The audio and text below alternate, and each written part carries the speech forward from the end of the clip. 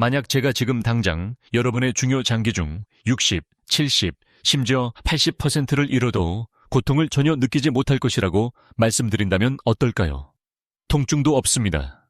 경고음도 없습니다. 그저 완벽한 침묵뿐입니다. 이것이 만성신장 질환의 무시무시한 현실입니다. 신장은 독소를 혈액에서 걸러내기 위해 하루 24시간 내내 작동하는 가차없는 생물학적 기계입니다. 하지만 여기에는 거대한 설계상의 결함이 하나 있습니다. 신장 조직의 활성 핵심부에는 통증 수용체가 말 그대로 전혀 없습니다. 그렇다면 핵심부가 통증을 느낄 수 없는데 왜 사람들은 신장 문제를 항상 극심한 요통과 연관 지을까요? 그것은 통증의 거짓말입니다.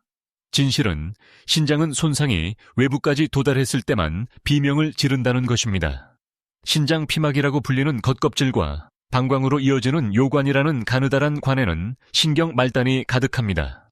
만약 날카롭고 유리 같은 신장 결석이 그 관에 갇히거나 심각한 감염으로 인해 장기 전체가 부어올라 피막을 늘리면 여러분은 분명히 그것을 느낄 것입니다. 식은땀이 나고 무릎을 꿇게 될 정도의 극심한 고통을 느끼게 될 것입니다.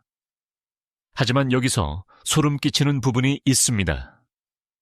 만약 신장 결석이 없고 급성 감염도 없다면 신장은 완전히 침묵 속에서 고통받을 것입니다. 만성적이고 장기적인 손상은 그러한 통증 신경을 자극하지 않습니다. 그저 여러분이 모든 것이 완벽하게 괜찮다고 생각하며 일상을 보내는 동안 매일매일, 매년 몸의 여과 시스템을 서서히 갉아먹을 뿐입니다. 통증을 사용하여 경고할 수 없기 때문에 신장은 다른 방식으로 구조 신호를 보내야 합니다. 신장은 몸 전체에 미묘하고 이상하며 쉽게 오해받을 수 있는 단서들을 남깁니다. 대부분의 사람들이 너무 늦을 때까지 완전히 무시해버리는 단서들 말입니다. 오늘 우리는 그 신호들을 해독해 볼 것입니다. 지금 당장 신장이 보내고 있는 10가지 침묵의 구조 요청과 손상을 멈추기 위해 정확히 무엇을 해야 하는지 알려드리겠습니다. 신장이 어떻게 도움을 요청하는지 이해하려면 먼저 신장이 어떻게 망가지는지 이해해야 합니다. 그리고 가장 흔한 부조는 사구체라고 불리는 미세한 여과 단위. 내부의 미세한 수준에서 발생합니다. 이 필터들을 최첨단 보안 시스템이라고 생각해 보세요. 필터의 역할은 노폐물이 소변으로 빠져나가게 하면서 모든 좋은 성분은 혈류 안에 안전하게 가두어 두는 것입니다. 하지만 만성염증과 마모는 이 보안망에 미세한 구멍을 낼 수 있습니다. 그리고 망기 찢어지면 누출이 시작됩니다. 이것은 알부민이라고 불리는 중요한 단백질로 우리를 안내합니다. 알부민은 혈액 속에 머물러 있어야 합니다. 알부민을 미세한 스펀지라고 생각하시면 됩니다. 알부민의 유일한 목적은 수분을 붙잡아 혈액을 진하게 유지하고 체액이 주변 조직으로 스며드는 것을 방지하는 것입니다. 하지만 신장 필터가 손상되면 그 귀중한 알부민 스펀지들이 틈새로 빠져나가 병이 속으로 씻겨 내려가 버립니다. 이것이 5번째 징후인 지속적으로 거품이 나는 소변을 유발합니다. 병이 물을 내린 후 사라지는 몇 개의 거품을 말하는 것이 아닙니다. 변기에 그대로 남아있는 두꺼운 거품층을 말하는 것입니다. 그 거품은 말 그대로 여러분의 필수 단백질인 알부민이 몸 밖으로 새어 나오고 있다는 증거입니다. 그리고 내부의 스펀지를 잃게 되면 혈류에 혼란이 일어납니다. 혈관 내에 수분을 가둬둘 알부민이 없으면 체액은 갈 곳이 없어 밖으로 나갑니다. 체액은 신체 조직으로 직접 스며듭니다. 밤에 침대에 평평하게 누워있는 동안 중력은 이 빠져나온 체액을 몸 전체에 고르게 분산시킵니다. 눈과 뺨 주변에 섬세하고 얇은 피부가 물풍선처럼 부풀어 오릅니다. 이것이 2번째 징후입니다. 아침에 얼굴이 붓고 눈이 심하게 부은 채로 깨어나는 것입니다. 단지 잠을 설쳐서 그런 것이 아닙니다. 수분 균형이 깨졌다고 몸이 보내는 신호입니다. 하지만 일어서면 이야기가 달라집니다.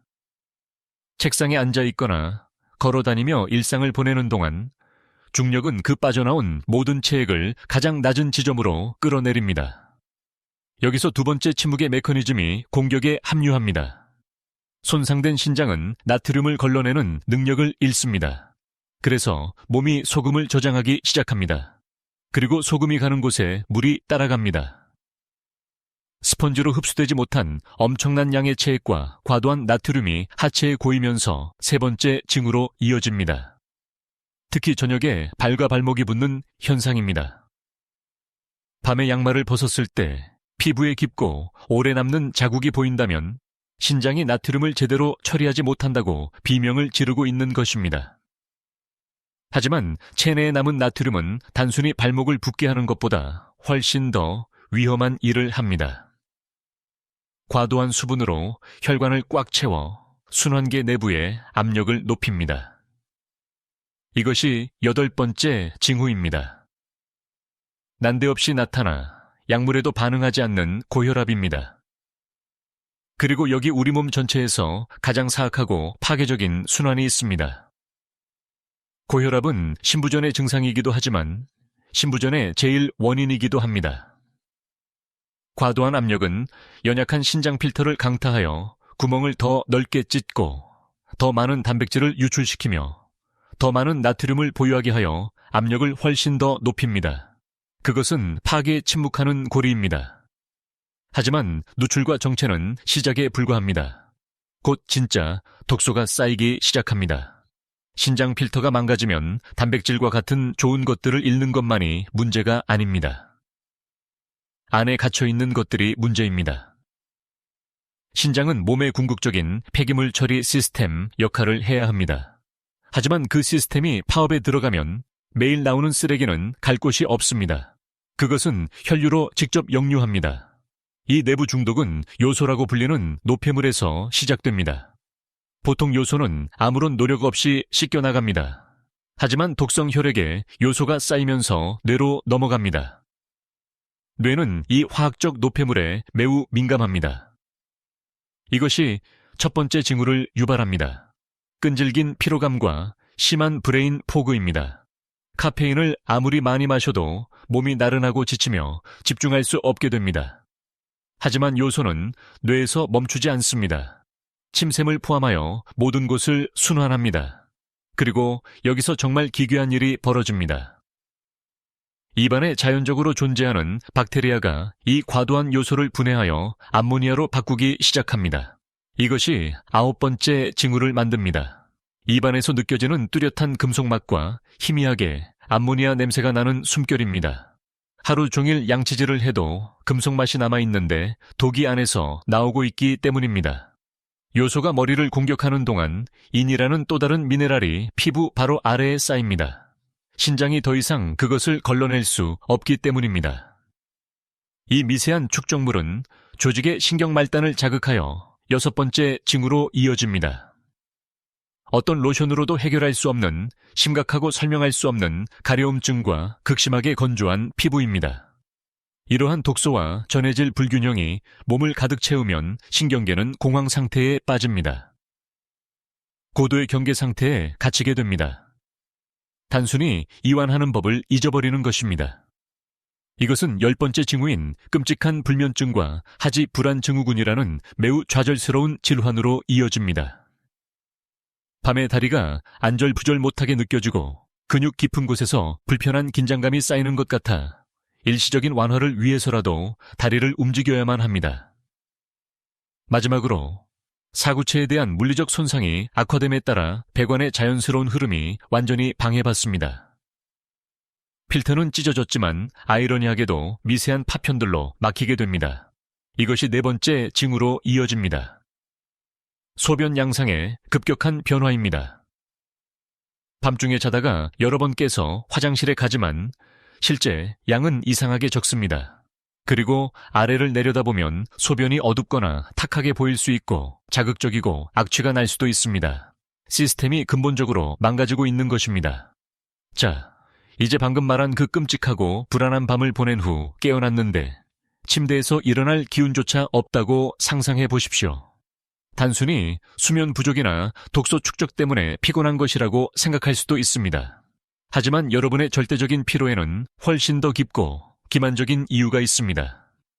신장은 단순히 쓰레기를 걸러내는 것 이상의 일을 합니다. 신장은 몸 전체에 마스터 산소 센서 역할을 합니다. 신장은 체중의 1%도 되지 않지만 혈액량의 무려 25%가 신장을 통해 직접 펌프질 됩니다. 그 모든 혈액이 들어올 때 신장의 활성 세포들은 말 그대로 혈액의 맛을 보며 여러분이 사용할 수 있는 산소가 정확히 얼마나 되는지 측정합니다. 산소 수치가 떨어지면 건강한 신장이 즉시 행동에 나섭니다. 에리트로포이에틴, 즉 EPO라고 불리는 중요한 호르몬을 분비합니다.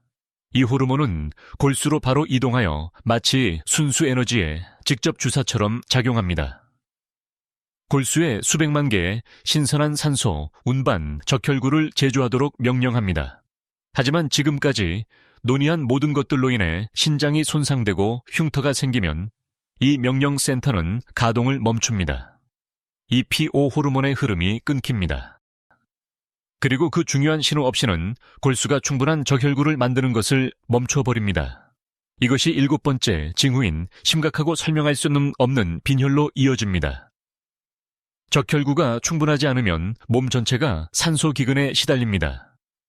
그리고 산소는 세포가 열과 에너지를 만드는 데 필요한 절대적인 핵심 원료입니다. 따뜻한 방에서 두꺼운 스웨터를 입고 있어도 항상 춥게 느껴지는 이유가 바로 이것입니다. 거울을 보았을 때 피부가 믿을 수 없을 정도로 창백해지고 건강한 붉은기를 모두 잃었다는 것을 깨닫게 되는 이유입니다. 가장 무서운 점은 고작 계단 한 층을 올라간 후 갑자기 숨이 가빠지고 숨이 완전히 차는 이유이기도 하다는 것입니다. 폐는 완벽하게 정상적으로 작동하고 있지만 혈액이 근육이 간절히 원하는 산소를 운반하지 못하는 것입니다. 손상된 신장은 본질적으로 여러분의 몸이 안팎으로 스스로 질식하게 만드는 함정을 판 셈입니다. 그렇다면 이 무시무시한 연쇄 반응을 어떻게 멈출 수 있을까요? 병이통에 두꺼운 거품층이 보이거나 계단에서 숨을 헐떡일 때쯤이면 신장은 이미 막대한 손상을 입은 상태입니다. 이 침묵의 알람이 마침내 울릴 때까지 기다릴 수는 없습니다. 지금 당장 신체의 가장 과소평가된 필터 주변에 방어벽을 쌓아야 합니다. 여러분이 취할 수 있는 절대적으로 가장 큰 단계이자 사구체를 구하는 황금 열쇠는 신진대사 건강을 조절하는 것입니다. 인슐린 저항성을 줄이고 고혈압을 정복해야 합니다. 이 두 가지 힘은 연약한 신장 조직을 끊임없이 부수는 궁극의 파괴용 쇠뭉치와 같습니다. 혈당을 안정적으로 유지하고 혈압을 조절함으로써 신장이 매일 직면하는 가장 무거운 짐을 즉시 제거할 수 있습니다. 다음으로 수분 공급에 대해 이야기해 봅시다. 1갤런이나 되는 거대한 물통을 들고 다니며 속이 울렁거릴 때까지 억지로 물을 마실 필요는 없습니다. 우리 몸에는 수분 측정기가 내장되어 있습니다. 소변 색깔을 확인하기만 하면 됩니다. 만약 평범하고 투명한 물처럼 보인다면 너무 많은 물을 마셔 신장을 과로하게 만들고 있는 것입니다. 색이 어둡다면 탈수 상태입니다. 여러분이 원하는 것은 옅은 볏짚 색깔입니다. 그것이 완벽한 균형입니다. 그리고 여기 대부분의 사람들이 무시하는 중대한 경고가 있습니다. 가벼운 통증이 있을 때마다 처방전 없이 살 수 있는 진통제에 손을 뻗는 것을 멈추십시오. NSAID라고 알려진 이부프로펜과 같은 약물은 너무 자주 사용하면 신장에 매우 독성이 강합니다. 이 약들은 여러분을 건강하게 유지하려고 노력하는 바로 그 장기로 가는 혈류를 말 그대로 제한합니다. 하지만 이 싸움에서 여러분이 가진 가장 강력한 무기는 조기 발견입니다. 다음에 의사를 방문할 때 표준 혈액 검사만으로 만족하지 마십시오. 기본적인 EGFR 검사는 신장이 이미 기능을 잃어가고 있을 때만 경고를 보냅니다. 대신 명시적으로 알부민 대 크레아티닌 비율 ACR 검사를 요청해야 합니다. 이 간단한 소변 검사를 고급 조기 경보 레이더 시스템이라고 생각하십시오. 이 검사는 미세 알부민료를 감지하도록 설계되어 있어 전반적인 역과율이 실제로 떨어지기 몇 달 또는 몇 년 전에 미세한 단백질 누출을 발견할 수 있습니다. 여러분의 신장은 여러분을 살리기 위해 완전한 침묵 속에서 일합니다. 신장이 침묵 속에서 죽게 내버려 두지 마십시오. 단서에 귀를 기울이고 올바른 검사를 요구하며 너무 늦기 전에 필터를 보호하십시오.